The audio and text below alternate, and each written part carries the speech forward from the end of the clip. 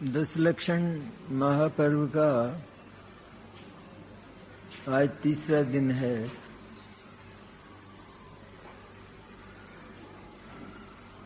कल हमने इस पर्व से संबंधित कुछ महत्वपूर्ण चर्चाएं की थी। चर्चाएं इसलिए की जाती हैं कि उन चर्चाओं के चलते ही वे हमारे जीवन में आत्मसात हो जाए, क्योंकि उन चर्चाओं का जो विषय है वो कोई कठिन नहीं होता, पर तत्काल जीवन में उतारने का होता है।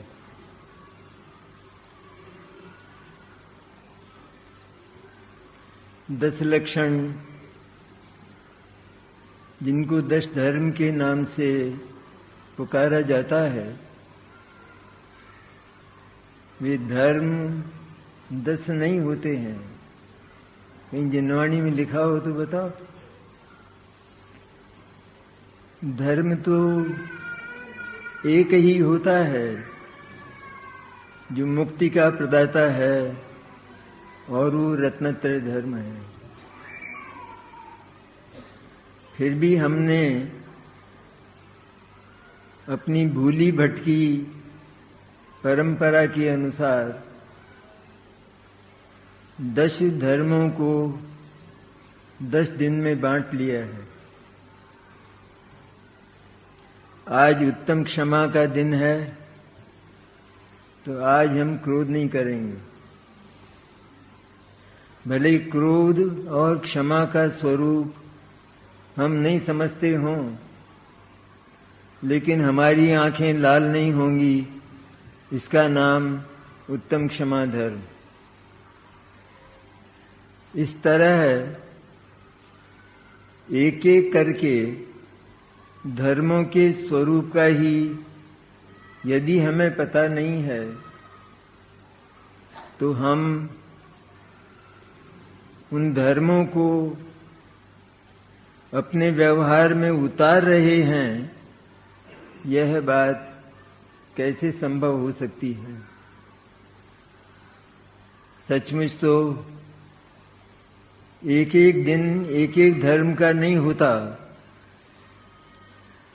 लेकिन व्यवहार में विकारों से विदाई लेने के लिए, क्रोध मान माया लोभ आदि विकारों से बचने के लिए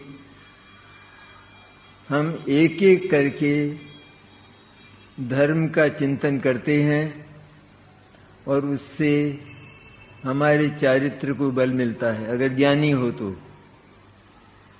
चर्चा तो ज्ञानियों की है, मुमुक्षु की है। असल में मुमुक्षु के अतिरिक्त इस 10 लक्षण महापर्व को मनाने वाला न तो आज तक कोई पैदा हुआ और न होगा। मना सकता है तो वो सच्चा मुमुक्षु ही मना सकता है, और वह मना सकता है कि जिसने इस महापर्व के स्वरूप को समझा हो, प्रयत्न किया हो, अपने धंधों को छोड़कर, अपने व्यवसायों को छोड़कर, अपने अन्य कार्यों को छोड़कर, जिसने अपने चिंतन को एकाग्रता से इस ओर लगाया हो, तो वो वास्तव में महापर्व मनाने वाला मुमुक्षु होता है। वो अगर अज्ञानी भी हो, तो चूंकि वो ज्ञान की ओर, ज्ञान आनंद स्वभाव की ओर, शुद्धात्मा की ओर बढ़ रहा है, इसलिए वो ज्ञानी हो जाता है। इसलिए क्योंकि एक एक धर्म की बात भले ही व्यवहार में विकार से बचने के लिए हम करते हैं, लेकिन सचमुच तो जो अन्य धर्म हैं, वे भले ही हमारे विचार में उस दिन न आवें, लेकिन वे उस एक धर्म से सटे हुए रहते हैं, उसके साथ हैं। और दशों धर्मों का उदय जीवन में एक साथ होता है। क्योंकि चारित्र है ये, इसका एक नाम चारित्र। 3 गुण है न, श्रद्धा ज्ञान चारित्र, यही मोक्ष मार्ग है। तो चारित्र नाम का जो गुण है उसमें ये सब गर्भित होते हैं। चारित्र की पूर्णता होने पर ही भगवान मोक्ष जाते हैं। इसलिए अलग अलग धर्मों की बात थोड़े समय के लिए, अपने परिणामों की विशुद्धि के लिए हम स्वीकार कर लें, लेकिन यह न भूल जाएं कि आज तो क्रोध नहीं करने का दिन है, इसलिए किसी भी हालत में क्रोध नहीं करेंगे। और दूसरा दिन मान का आया तो क्रोध बेशुमार होने लगा। तो क्रोध का तो कल हो गया ना निपटारा, क्रोध और क्षमा का निपटारा तो कल हो गया। इसलिए आज तो मान का है, आज मान नहीं करना है। लेकिन ये पूरी निपट भूल है और संभवतः हम लोग कभी इस बात पर चिंतन भी नहीं करते। जब ज्ञानी अपने आनंद स्वभाव की ओर, शुद्ध चैतन्य ध्रुव तत्व की ओर अपने चिंतन पूर्वक चिंतन को विराम देकर आत्मानुभूति में उतरता है, तो दशों ही धर्मों का चारित्र के रूप में उदय होता है उसके जीवन में। दशों ही धर्मों का उसकी भूमिका के अनुसार। क्योंकि वास्तव में तो मुनिराज ही प्रचुरता से इन धर्मों का अर्थात चारित्र का पालन करते हैं। इसलिए बंटवारा न करें और बात के मर्म को, रहस्य को समझकर इन पावन पर्वों को हम व्यतीत करें, तो हमारे जीवन का एक एक क्षण वो महापर्व बन जाएगा। एक एक क्षण। हमने चर्चा की थी कि आत्मानुभूति, शुद्धात्मा का अनुभव वो महा आनंद प्रदायी होता है और उसकी एक विशुद्धि की भूमिका होती है। ये सर्वत्र है। ये किसी भी कार्य के पीछे एक भूमिका होती है कि जिस भूमिका में, जिस परिस्थिति में वो काम किया जाता है, तो उस परिस्थिति से तो वो काम नहीं होता, लेकिन वह परिस्थिति हे जानकर स्वीकार की जाती है और इसके बाद जब कार्य होता है तो वो परिस्थिति भी नहीं रहती। जैसे मकान बनाते हैं तो किसी ने पूछा आपको कौन सी मंजिल पर रहना है, कि हमको तो पहली मंजिल पर रहना है। तो बस पहली मंजिल बना दो। और सीढ़ियां, कि सीढ़ियों पर थोड़ी रहना है, सीढ़ियों की जरूरत नहीं है, क्योंकि सीढ़ियां तो छोड़नी पड़ती हैं और अंत में मंजिल पर स्थायी रूप से पहुंचना पड़ता है। इसलिए सीढ़ियों की आवश्यकता नहीं है। तो क्या मकान बन जाएगा? नहीं बनेगा। इसी तरह यह विशुद्धि, ये सरलता, ये मार्दवता, ये कोमलता परिणामों में झरने की तरह अगर नहीं झरती है कोमल भाव, तो वास्तव में हम न पूजा करने लायक हैं। क्योंकि जो चित्त अहिंसा से ओत प्रोत नहीं होता, दया से जो आर्द्र नहीं होता गीली मिट्टी की तरह, वह चित्त, वह पुरुष न तो पूजा कर सकता है, न पाठ कर सकता है, न विधान कर सकता है। वो धर्म का कोई काम कर ही नहीं सकता, क्योंकि कठोर हृदय से ये जो पुण्य कार्य हैं ये कभी संभव नहीं होते। भगवान महावीर के जीव ने तो एक ही साथ पांचों ही लब्धियां पूरी करके आत्मानुभव किया और सम्यक दर्शन लिया। हम उनसे भी गए बीते हैं, जानवरों से भी। आज किसी को जानवर कह दिया जाए तो वो उठकर भाग जाएगा, लेकिन सचमुच जानवर जैसी वृत्ति में हमारा जीवन चल रहा है, क्योंकि हम अपने को, अपने चैतन्य को ही भूले रहे हैं, जिसकी घोषणा जिनवाणी हजारों बार, लाखों बार, करोड़ों बार करती है। पूजाएं हम करते हैं, आज तक 20-50 वर्ष भले ही हमको पूजा करते, पाठ करते, दर्शन करते हुए, लेकिन हम यह नहीं समझ पाए कि ये भगवान कौन है।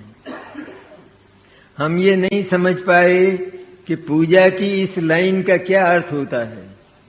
जब हम अर्थ ही नहीं समझ पाते तो उसके साथ हमारे भाव जुड़ेंगे कैसे? और भाव नहीं जुड़ेंगे तो पूजा तो भाव से होती है, द्रव्य से नहीं होती। द्रव्य तो आलम्बन मात्र हैं। हमारे भावों को टिकाने के लिए द्रव्यों का तो हम केवल सहारा लेते हैं, और लेना चाहिए। आज द्रव्यों का विरोध भी चला है ऊंचे ऊंचे मंचों पर। बोले ये तो हमने नकल की है, दूसरों से उधार लिया है। लेकिन द्रव्य की जो परंपरा है पूजा में, वो अनादि अनंत है, नई नहीं है। जैन दर्शन ने कोई भी चीज किसी दूसरे दर्शन से उधार ली हो, ऐसा आज तक कभी हुआ नहीं है। और ये तीर्थंकरों का मार्ग, ये किसी का अनुकरण करे और किसी से कोई चीज उधार ले, ये कभी संभव नहीं है, क्योंकि इसके पास परम सत्य विद्यमान है। परम सत्य के आगे कुछ लेने की बात शेष नहीं रहती है।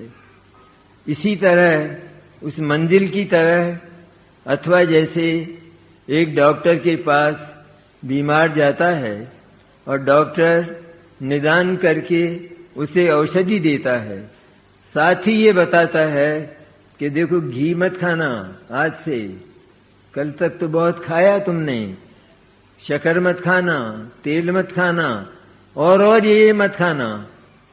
तब वो रोगी ये कहता है कि डॉक्टर साहब आपकी सब बात मेरी समझ में आई, लेकिन मेरी बीमारी को आप समझे हैं और उसकी दवाई जब आपने दे दी है तो फिर ये घी और तेल नहीं खाने की बात कहां से आई? इसका उससे क्या संबंध है? दवाई लूंगा मैं, लेकिन ये मैं नहीं छोड़ सकता। कि अगर ये नहीं छोड़ सकता तो कल से मेरे पास मत आना, अब तेरी मौत अत्यंत निकट है। इसलिए हम तो, वैसे हमारा मानस ज्यादातर तो ये रहता है कि महापर्व के दिन हैं तो इसमें हमको ऊंची ऊंची बातें सुनाई जाएं, अध्यात्म की ऊंची ऊंची बातें। पर्याय से स्नेह तोड़ना, पर्याय क्षणभंगुर है इसलिए पर्याय की श्रद्धा नहीं करना, मोक्ष पर्याय की भी श्रद्धा नहीं करना। ऐसी ऊंची बातें हमको सुनाओ, ये नीची बातें कहां से होंगी? लेकिन सीढ़ियों का पहला चरण ही अगर नहीं होगा तो मंजिल पर नहीं पहुंचा जा सकता। इसलिए मेरे मन में बार बार ये बात आती है कि जिसके बिना हम उस आत्मा की आनंदमय अनुभूति को पा ही नहीं सकते, उस सिंह ने क्षणों में वो सारी विशुद्धि प्राप्त कर ली। जिसके मुंह में हिरण था उसकी दशा देखिए। हम तो कहते हैं ना कि अभक्ष्य भोजन कर ले तो फिर पाप परिणाम ही होगा। अरे उसके मुंह में तो हिरण था, लेकिन जो ही चारण मुनियों का तात्विक उपदेश सुना और भव्य था तो बात समझ में आई और तत्काल आंखों से आंसू झरने लगे। इसका नाम विशुद्धि। ये विशुद्धि होती कभी हमको? दुनिया में हमसे कितने ही लोग ऐसे हैं कि जिनको भरपेट भोजन नहीं मिलता। क्या उनका विचार करके हमारी आंखों में एक आंसू भी आया? क्या हमारा जो कलेजा है वो एक क्षण के लिए भी रोया? नहीं होता है। इसलिए आचार्य ने ये विशुद्धि के जो प्रतिबंध नहीं हैं, बल्कि वो तो स्वतंत्रता है। हम जितने साधनों को इकट्ठा करते हैं उतने ही हम परतंत्र होते जाते हैं। क्योंकि उतना ही हमको संभालो, उनको संभालो और तत्वज्ञान से दूर रहो। तत्वज्ञान का, तत्व चिंतन का समय हमें कब मिलेगा? मुमुक्षु तो उसे कहते हैं कि जिसके जीवन में तत्व चिंतन की प्रधानता होती है और की प्रधानता क्या, और कुछ होता ही नहीं है। ये मुमुक्षु का लक्षण है। जिन घरों में तत्वज्ञान की चर्चाओं से कोलाहल होता रहता हो, जहां पर मंगलगान होते रहते हों, वे घर और वे परिवार वास्तव में धन्य हैं। लेकिन हम तो अपने परिवारों में भी इस विशुद्धि का प्रयोग नहीं करते। परिवार है और वहां पर कोई बीमार हो गया है तो परिवार में सदस्यों को यह पता नहीं लगता कि वो बीमार हो गया है बहुत अधिक और उसकी सेवा तत्काल होना चाहिए। लगता है पता? नहीं हमें तो मालूम ही नहीं है। अरे मालूम नहीं, तुम्हारा उत्तरदायित्व है कि तुम्हारे प्रत्येक सदस्य को इस बात का पता होना चाहिए कि उसको सेवा की आवश्यकता है। इसलिए सबसे पहले सारे काम छोड़कर उसको अपनी सेवाएं दो। ये चित्त की कोमलता है, ये चित्त की करुणा है। तो हम तो परिवार पर ही करुणा नहीं कर पाते और हॉस्पिटलों में जाकर सेवा का दंभ करते हैं। अरे जो दूसरों की, जो परिवार की सेवा नहीं कर सकता वो दूसरे लोगों की क्या सेवा करेगा? हम तो केवल किसी को 10 रुपए दे दिए और ले जा खा लेना, हो गई दया, हो गया दान। ये न दया है और ये न दान है। चित्त तो ऐसा हो जिसमें दया का, अहिंसा का झरना झरता हो, ऐसा चित्त हो जिसमें मिथ्यात्व, अन्याय और अभक्ष जहां से विदा हो चुके हों जिस चित्त से, ऐसा चित्त हो। और ऐसा दया का परिणाम हो कि जिसमें सत्वेषु मैत्री। अरे ये जगत के जीव कितने दुखी हैं, इनको ये दिगंबर तत्वज्ञान कब मिले कि इनका उद्धार हो जाए। जहां निरंतर ये भावना रहती हो उसका नाम मुमुक्षु है। तो ये कहां होता है? जब हम देव को नहीं पहचानते और देव को भी चमत्कारों से पहचानते हैं। जहां कोई प्रतिमा निकलती हो तो हमको चमत्कार लगता है, चमत्कार घोषित कर दिया जाता है और हम उसके पीछे दौड़ पड़ते हैं उस चमत्कार को देखने के लिए। बताइए क्या किया हमने? ये हमने उस ग्रहीत मिथ्यात्व का सेवन किया या नहीं किया? उस प्रतिमा में क्या चमत्कार है, क्या देखना है? जो प्रतिमा यहां है वही प्रतिमा वहां है, तो क्या है उसमें? लेकिन हम दौड़ पड़ते हैं। हमको सच्चे देव साक्षात भगवान जिनेंद्र जैसे परमात्मा वो आज तक नहीं मिले। ऐसा क्षुल्लक हुए ना वो कहते हैं कि एक धर्मदास जी, क्षुल्लक धर्मदास जी ने एक बड़ी महत्वपूर्ण बात कही। इस जीव को जीवन में एक तो जिनराज नहीं मिले, जिनराज स्वामी नहीं मिले और एक अपना शुद्धात्मा नहीं मिला। जिनराज स्वामी तो हमें रोज मिलते हैं, हम तो रोज उनकी दर्शन और पूजा करते हैं। तब आचार्य ने स्वयं कहा, न तुम दर्शन करते हो और न तुम पूजा करते हो। कैसे नहीं करता भगवान? मैंने आपकी महिमा बहुत सुनी है, मैंने आपको जी भर भर कर, आप हमारे देव हैं, पवित्र देव हैं, ऐसा मानकर हमने आपको आंखें फाड़ फाड़ कर देखा है, खूब देखा है और निरीक्षण किया है आपका। लेकिन भगवान इतना सब करने पर भी आपकी भक्ति का अंकुर मेरे चित्त में उदित नहीं हुआ।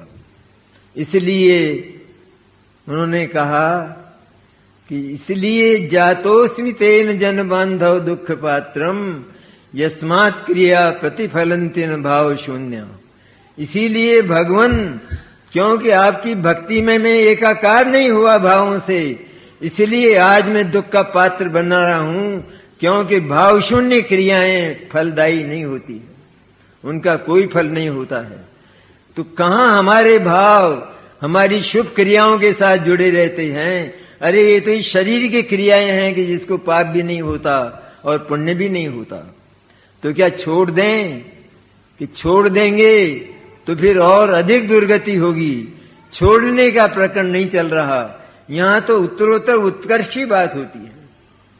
किसी व्यक्ति ने, जो कोई दरिद्री है, उसने थोड़ा पैसा कमाया है, तो उसके चित्त में निरंतर ये भावना है कि ये उत्कर्ष होता ही जाए, आसमान को छू ले, अनगिनती हो, जिसकी गिनती न की जा सके, इतना अर्जन हो जाए, इतना धन हो जाए। तो हम तो उत्कर्ष की बात करते हैं कि हमारे श्रद्धा ज्ञान चारित्र में निर्मलता बढ़ती जाए और भगवान की भक्ति उसका निमित्त हो। निमित्त की बात है ये, विशुद्धि की बात। विशुद्धि की निमित्तता में आत्मदर्शन हो सकता है यदि हम विशुद्धि से स्नेह तोड़े हुए हों, प्रीति तोड़े हुए हों, उस विशुद्धि को, उस पुण्य भाव को, उस शुभ भाव को, उस शुभोपयोग को हम हेय कोटि में रखते हों। हम भले ही मंजिल के लिए सीढ़ियां बनाते हैं, लेकिन सीढ़ियों, एक एक सीढ़ी को हम हेय जानते हैं।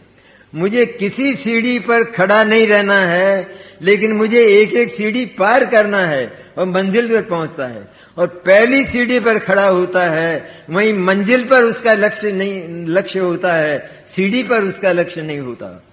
इसी तरह यह जो जिस विशुद्धि की चर्चा आगम में आई है, तो हमारे जीवन में यदि ये विशुद्धि नहीं है तो आत्मानुभूति जैसी कीमती चीज वो अनंत काल तक भी हमें उत्पन्न होने वाली नहीं है। फिर मुमुक्षु मंडल के सदस्य बनकर हमने क्या किया? क्या लाभ हुआ? उससे फायदा क्या हुआ? मुमुक्षु जैसा प्राणी, पवित्र प्राणी, मोक्ष की इच्छा रखने वाला मुमुक्षु कहलाता है। सच्चाई यह है कि उसको मोक्ष की भी इच्छा नहीं है। मुमुक्षु तो ही कहलाता है, मोक्तुम इच्छति, जो मुक्त होना चाहता है, जो मोक्ष जाना चाहता है, वो मुमुक्षु। लेकिन वास्तव में तो जब ऊंचाई से अध्यात्म की चर्चा की जाती है तो मोक्ष की इच्छा मुमुक्षुओं को नहीं होती, क्योंकि मुक्त स्वरूप जो शुद्ध आत्मा है वो पहले से ही पड़ा है, इसलिए उस पर उसकी श्रद्धा कायम रहती है। तो ऐसे जो मुमुक्षु हैं, उन मुमुक्षुओं का जीवन कितना विशुद्ध और पवित्र होना चाहिए। हम थोड़ा बहुत शुद्ध भोजन करके, व्रत करके, उपवास करके, ये तो करें ही करें, ये छुड़ाए नहीं जा रहे हैं। कोई कहते हैं हमारी भक्ति छुड़ाते हैं, हमारी पूजा छुड़ाते हैं। पूजा नहीं छुड़ाते हैं, बल्कि पूजा को सोना बना देते हैं। पाठ नहीं छुड़ाते हैं, व्रत उपवास नहीं छुड़ाते हैं, पर उसको मणि कांचन बना देते हैं, उसको कीमती बना देते हैं कि जिससे निश्चित रूप में हमारा उद्धार होगा ही होगा। इसलिए सबसे पहली आवश्यकता ये कि चित्त हमेशा अहिंसा और दया से भींगा हुआ हो। आज तो जो तीर्थ स्थान बड़े बड़े हमारी संस्थाएं कहलाती हैं, वहां भी बड़ी बड़ी टंकियां पानी की बना दी गई हैं, और उन टंकियों में इस सूर्य की किरण से जो गर्मी पैदा होती है, वो उन टंकियों में भरा हुआ, अनंत जीवों से भरा हुआ अनछना पानी गर्म होता है और मुमुक्षु नहाते हैं, उससे काम लेते हैं। हमारे घरों में गीजर जलते हैं, गीजर जिसमें अनछना पानी औड़ता है और अनंत जीवों की हिंसा होती है। ये सारे काम भारी अन्याय के हैं, क्योंकि हम आंखों से देखते हैं कि इतने जीवों का घात मेरी इतनी सी अभिलाषा के लिए होगा, आज से परित्याग करता हूं। अरे जिन चीजों का परित्याग करने से हमारा जीवन खतरे में न पड़े, बस उतना जीवन में रखना चाहिए। कमाई भी अगर हो गई हो और इतना हो गया हो कि हमारा परिवार अच्छी तरह से चल सके, तो फिर उसे व्यवसाय को बंद कर देना चाहिए। अरे मुमुक्ष के पास समय कहां है इन बातों के लिए? वो तो ये सारे काम ऊपर ही ऊपर करता है। भीतर से तो चैतन्य की धारा बहती रहती है, वर्चस्व ही उसको चैतन्य का है, अपना शुद्ध चैतन्य। वो जगत में किसी से संबंध वाला नहीं और अनंत शक्ति समृद्धि संपन्न है, महान धन वाला है, मधुर है, मीठा है उसका स्वाद। ऐसे चैतन्य की निरंतर धारा जिस मुमुक्षु के चित्त में बहती है, तो वो बाहर से ये काम करता हुआ दिखाई दे, लेकिन ये काम करते हुए भी वो उसका चित्त इनमें रमता नहीं है। ये सारे के सारे उपेक्षित कक्षा में रहते हैं। वो तो जगत की ओर झांकना भी नहीं चाहता, जगत के पदार्थों को देखना भी नहीं चाहता। हम कहते हैं हमारे पास ज्ञान है ना, और ज्ञान तो सारे लोकालोक को देखता है ना। चुप बैठो, थोड़ा सुनो बात को। ज्ञान का काम तो यह है कि वो एक वस्तु को नहीं देखना चाहता है, जगत की एक पदार्थ को भी। वो अपनी एक पर्याय को नहीं देखना चाहता है, उसका नाम ज्ञान है। वो ज्ञान सम्यक होने वाला है, वो ज्ञान स्वसंवेदन ज्ञान बनकर आत्मानुभूति करने वाला है कि जिसकी अभिलाषाएं सिमट चुकी हों, जो सारे जगत से रीता हो चुका हो, खाली हो चुका हो, ऐसा ज्ञान होता है। इसलिए कम से कम जहां अहिंसा का घात होता हो, जहां पर दया का नाम निशान ना हो, वहां तो ये काम न करें, वो काम तो छोड़ दें। उनसे रोटी तो नहीं छूटती हमारी, उनसे हम जीवित तो रहते हैं ना। जब जीवित रहते हैं और यदि एक भव में अनंत भव के अभाव का काम करना है, तो चैतन्य को एक क्षण के लिए नहीं भूलना है, एक क्षण के लिए भी। बाकी सारे काम ये तो हम कहते हैं हम करते हैं, करते तो तनिक भी नहीं है, ये तो होते हैं, ये तो होते हैं। और अंत में जब पश्चाताप का अवसर आता है, तब हम कहते हैं यही होना था, यही होना था। आज ऐसे समय में मुझे हमारे स्वर्गीय महामना श्री बसंती लाल जी की बहुत याद आती है।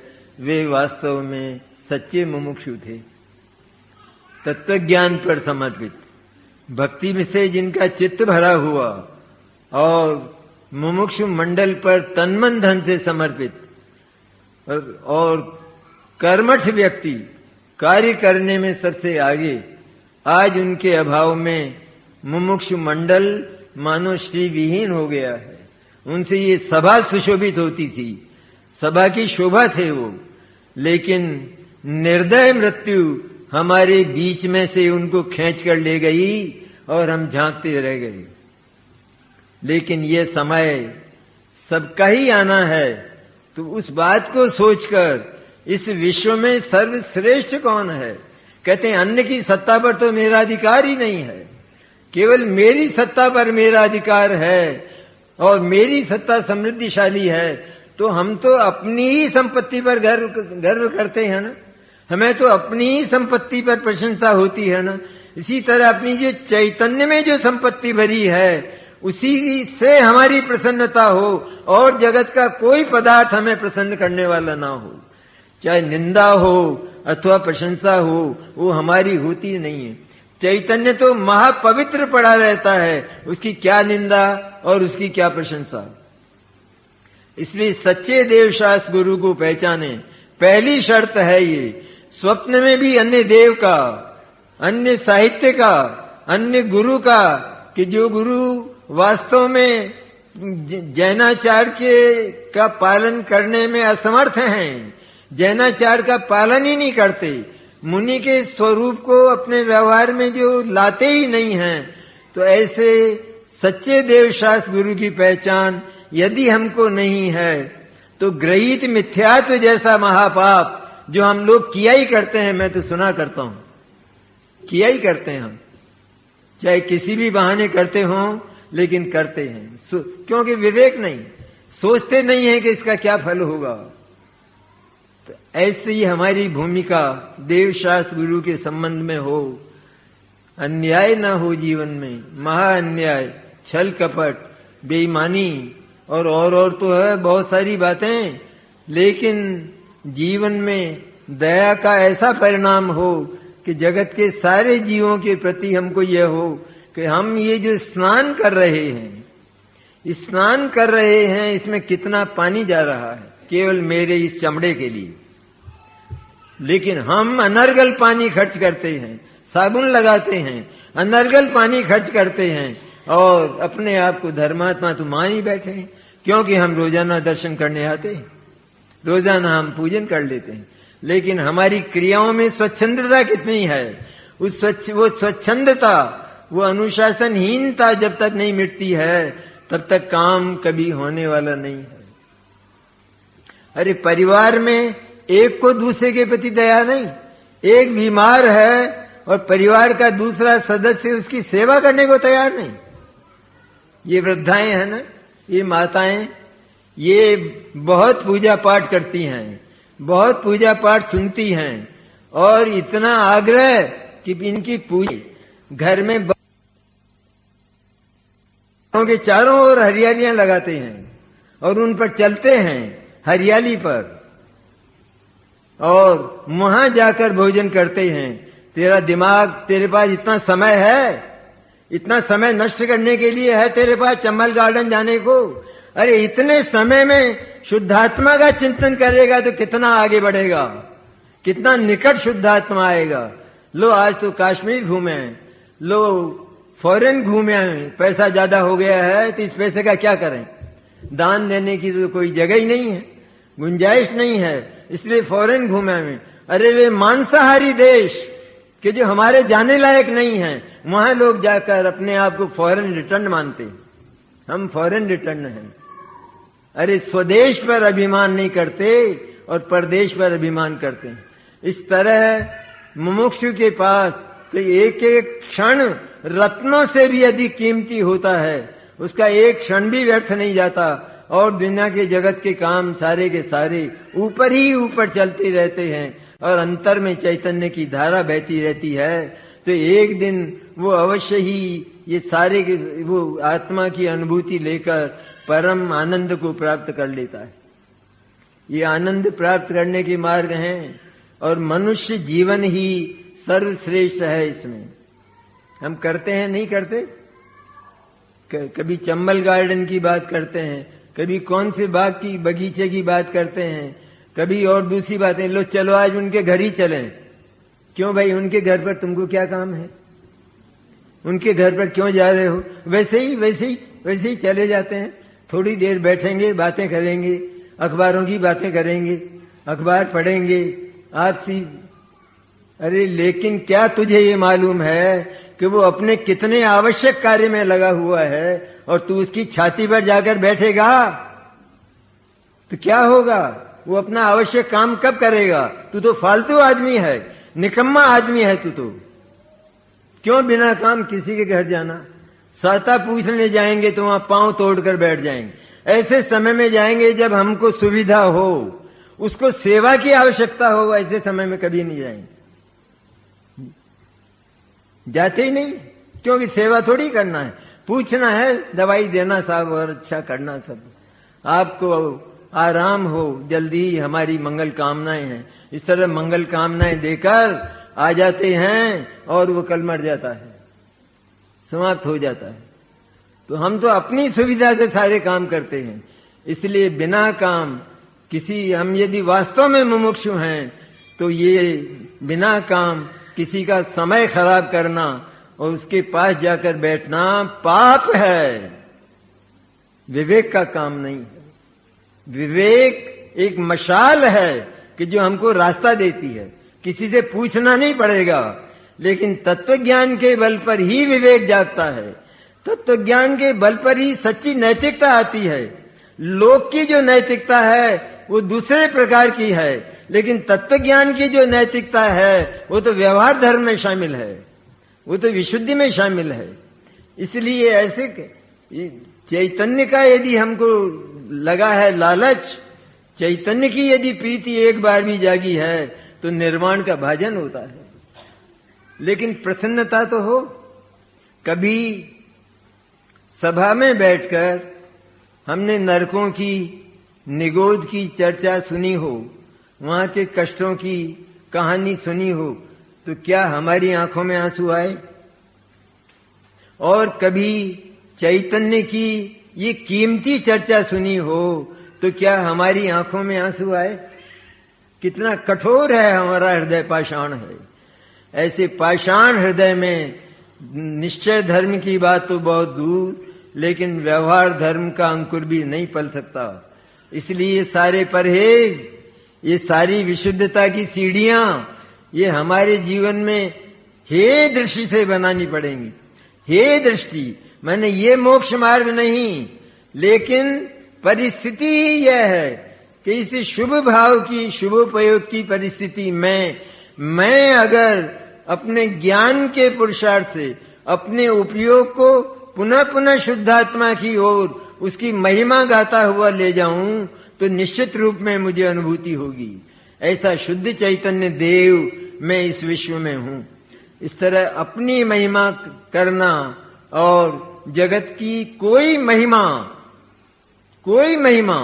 सिद्ध पर्याय की भी महिमा नहीं, ऐसी जगत की कोई महिमा अपने चित्त में न रहे और एकमात्र अनादि अनंत ध्रुव जो शुद्ध ज्ञायक तत्व है, चैतन्य चिंतामणि है, ऐसा जो अंतस तत्व है, उस अंतस तत्व की महिमा यदि वर्तती है तो वो जीव वास्तव में धन्य है और मुमुक्षु है। उसको मुमुक्षु कहते हैं। मुमुक्षुओं की तो वैसे ही पहचान हो जाती, उनकी एक जरा सी एक छोटी सी क्रिया से पहचान हो जाएगी। एक आदमी कितना दया वाला है, उसकी पहचान एक जरा सी चींटी को बचाने में हो जाएगी कि वो क्या कर रहा है, किस तरह बचा रहा है, तो पहचान हो जाती है। यहां भारतवर्ष में एक विद्वान थे, समय हो गया ना, थोड़ी देर और। मंडन मिश्र नाम के विद्वान थे और बड़े तार्किक विद्वान थे। तो कोई जाकर गांव में मंडन मिश्र का मकान पूछता तो पनघट पर जो पनिहारियां होती थी, वो पनिहारियां ये जवाब देती थी, संस्कृत में ही जवाब देती थी, स्वतः प्रमाणम परतः प्रमाणम कीरांगना यत्र गिरंती तत्र द्वारस्थ नीड़ांतर सन्निबद्धा जानी ही तम मंडन मिश्र धाम। ये जवाब पूछने वाले को कि जहां जिसके दरवाजे पर टंगे हुए तोता और मैना वो इस बात पर चर्चा कर रहे हों, इस बात पर वार्ता कर रहे हों कि प्रामाण्य स्वतः होता है या परतः होता है, प्रमाण ज्ञान स्वतः होता है या परतः होता है, जहां ये चर्चा हो रही हो उसी को मंडन मिश्र का मकान मानना। हमारे यहां भी जिस घर में चैतन्य की चर्चा हो रही हो, समझ लेना ये मुमुक्ष का घर है। और अगर घर में टूट फूट हो, सब एक विचार वाले नहीं हो, तो अपने को अलग छांट कर, अपने को अलग कर, क्योंकि आना तो अपने तक ही है ना, सबको छोड़कर। वो तो हमारा स्नेह है कि हम सारे घर को मोक्ष बनाना चाहते हैं, लेकिन यदि ऐसा नहीं हो पाता है तो परिस्थितियां हैं, भिन्न भिन्न विचार और भिन्न भिन्न उदय हैं जीवों के। कोई हमारी अगर सुनता नहीं है तो नहीं सुनने पर भी हम अपने आप को अलग छांट कर अपनी मुमुक्षुता को तो तिलांजलि न दें। हम तो अपनी मुमुक्षुता निभाकर इस भाव को सफल करके और आगे के भाव में निश्चित रूप से हम मोक्ष का मार्ग, मुनिराज का मार्ग अंगीकार करके मुक्ति को प्राप्त करें, तो ये मुमुक्षुता का सच्चा फल होगा। इसलिए मुमुक्षुता की लज्जा रखिए, लाज रखिए मुमुक्षुता की। हम तो केशवराय पाटन जाते हैं और वहां पिकनिक के नाम पर, अरे पिकनिक में तुमने कितना भारी बोझ ले लिया है शुभ का, कितने विकल्प उसमें होते हैं। शादी विवाह की बात दूसरी है, लेकिन कितने विकल्प होते हैं और उन विकल्पों से क्या उद्धार होने वाला है, कितने विकल्प हम करते। और वहां जाकर भी फिर वहां की सफाइयां करना। अरे पहले जब लोग कभी कभी जाया करते थे चैत्यालय में, तो जाते थे तो केवल तत्व चर्चा प्रमुख होती थी, एक तत्व चर्चा प्रमुख होती थी और कुछ प्रमुख नहीं होता था, खाना पीना इत्यादि। लेकिन आज तो हमको शौक लग गया है, और हम वहां जाकर अनधिकृत कार्य करते हैं। अनधिकृत कार्य वो तो उनकी कमेटी का कार्य है, वहां की व्यवस्था, उसमें हमने दखल क्यों दिया? बल्कि उनको नीचा दिखाया कि तुम्हारे यहां इतनी गंदगी रहती है। अरे जाकर तत्व चर्चा करते तो कुछ प्राप्ति होती, कुछ उपलब्धि होती। वहां जाकर विधान करते हैं। अरे 400 आदमी तुम्हारे साथ हैं, उनमें कोई वृद्ध भी हैं, उनमें कोई बीमार भी हैं, उनमें कोई बच्चे भी हैं, वे सब इतना समय दे सकेंगे?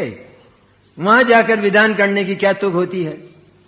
वहां सामान्य पूजा, वहां प्रतिमा अलग है, कोई चमत्कारी प्रतिमा है। प्रतिमा भी चमत्कारी होती है। प्रतिमा का चमत्कार तो वीतरागता है, तो वहां जाकर करेंगे, क्योंकि चमत्कार का आकर्षण है ना, चमत्कार का आकर्षण। यहां का सारा कार्यक्रम छोड़कर और वहां उस चमत्कार के आकर्षण में जाकर और इस प्रकार के धर्म के नाम पर ये विधान करते हैं।